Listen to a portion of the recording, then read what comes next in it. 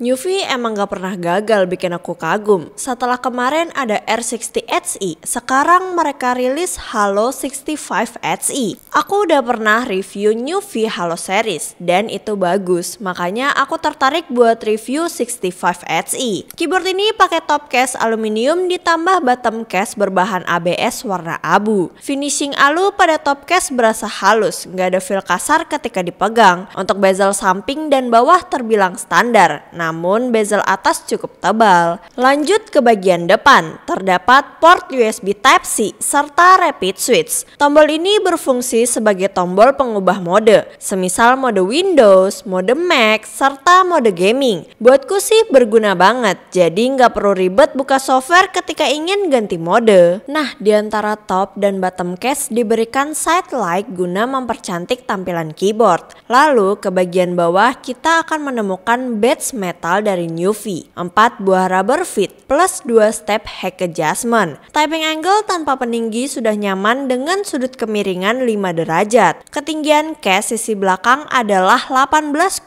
mm, sedangkan sisi depan 28,3 mm. Ketika menggunakan peninggi, aku malah ngerasa kurang enak karena terlalu tegak. Step pertama 8,5 derajat, step kedua sampai 12 derajat. Kebetulan aku juga dikirim rust rest sama Newfie dan desainnya tuh cakep banget. Dipakai ngetik bikin nyaman, adem, looksnya pun mewah, mantep lah. Perihal keycaps memakai cherry profile berbahan PBT setebal 1,4 mm.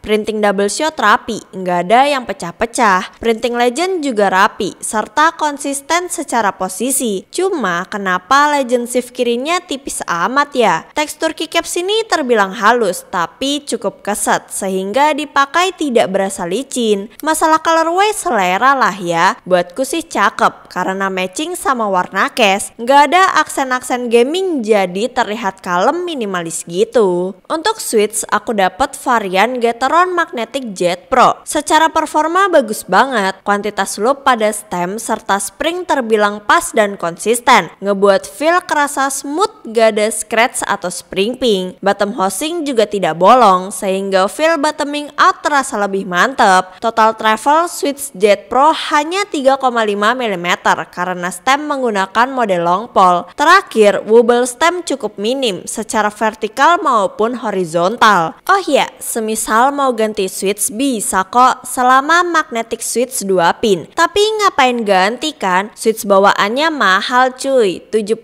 biji aja dihargain $56. Padahal harga keyboard ini cuma $99. Stabilizer pakai flat mount dengan colorway mirip sama keycapsnya, cakep. Secara performa cukup bagus, minim rattle namun kurang maksimal. Housing memang tight di flat, loop di wire pun generous, tapi loop tidak rapi, malah bleberan, sehingga perlu dirapikan supaya maksimal. Perihal mounting aku agak bingung sih, dia itu seperti top mount karena plat dibaut ke top case. Cuma kenapa plat dibaut lagi ke bottom case kayak tray mount? Harusnya sih cukup plat dibaut ke top case aja kan, lalu bottom case dibaut ke top case biar real jadi top mount. Tapi bagaimanapun Newfie sukses bikin keyboard dengan typing feel stiff yang merata dari tengah sampai ke ujung. Ini bisa terjadi akibat penggunaan plat aluminium setebal 1,6 mm non-flex cut plus PCB non-flex cut. Ditambah Halo 65 HE juga dilengkapi doctor board pada bagian atas kiri. Untuk dampener terbilang lengkap, mulai dari silicone case foam, poron PCB foam hingga poron platform, sehingga sound profile bisa bulat minim hollow. Walau ketika belakang case diketuk masih kurang full, namun saat diketik suaranya udah oke. Mending langsung kita dengarkan sound test dari Newfie Halo 65 HE.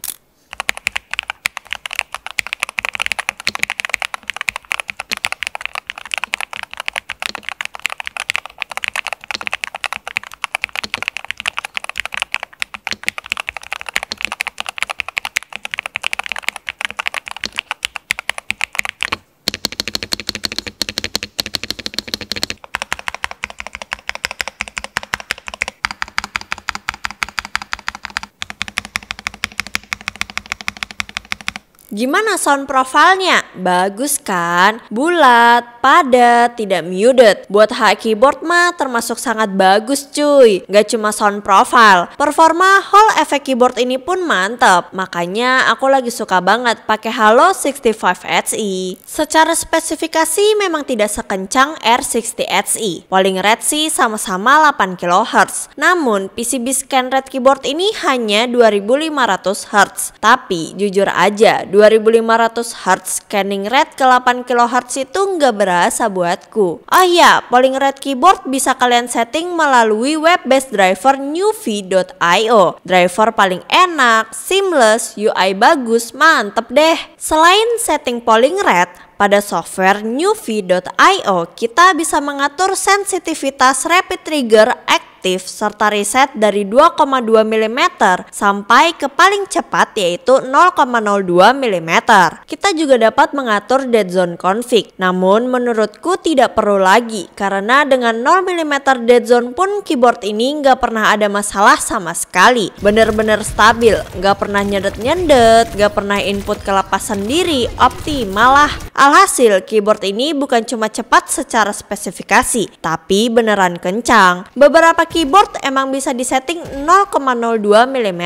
Kenyataannya pas dipakai harus naikin bottom dead zone dulu, jadi nggak secepat itu deh. Fitur seperti SOCD tentu hadir. Untuk menyalakan tinggal klik kanan pada tombol yang ingin diatur, lalu pilih fitur SOCD. Setelah itu pilih tombol kedua dan klik confirm. Fitur ini ngebantu kalian supaya bisa berpindah movement secara instan. Karena saat kalian menekan tombol baru, tombol lama akan otomatis deaktif. Sehingga saat itu juga kalian bakal langsung berpindah movement. Nggak bakal ada lagi input nyangkut yang membuat karakter kalian nge-stuck tidak bergerak. Kalian bisa spam strafing sampai musuh tilted dan milih nembak orang lain ketimbang nembakin orang nggak bisa diem. Apalagi aku lagi seneng banget pakai Juno. Rasanya puas gitu liatin musuh nembak miss semua. Kalau kalian bukan pemain Overwatch, Newvi juga sediain fitur bernama Hyper Tap kok untuk player CS. Singkatnya, fitur ini akan otomatis mengaktifkan suatu tombol yang sudah di-set ketika kita melepas sebuah tombol. Saat aku set Hyper Tap di tombol A serta D, ketika aku menekan tombol A lalu dilepas, saat tombol A deaktif, tombol D bakal otomatis aktif satu kali, begitupun sebaliknya. Ini berfungsi supaya kalian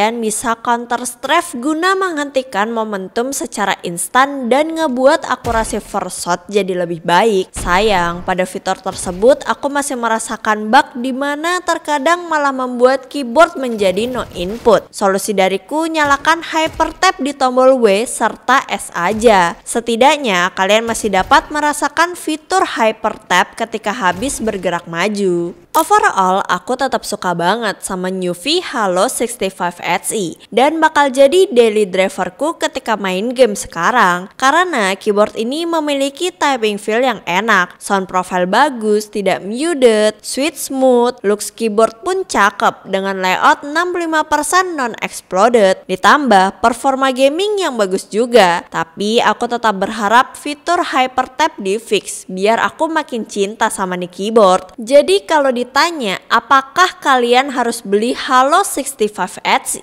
Menurutku selama kalian cocok sama layout dan budget pas, gak ada alasan buat gak beli Halo 65 Hz. Apalagi mengingat harganya cuma $99. Langsung sikat melalui link di deskripsi ya. Sekian dariku, terima kasih.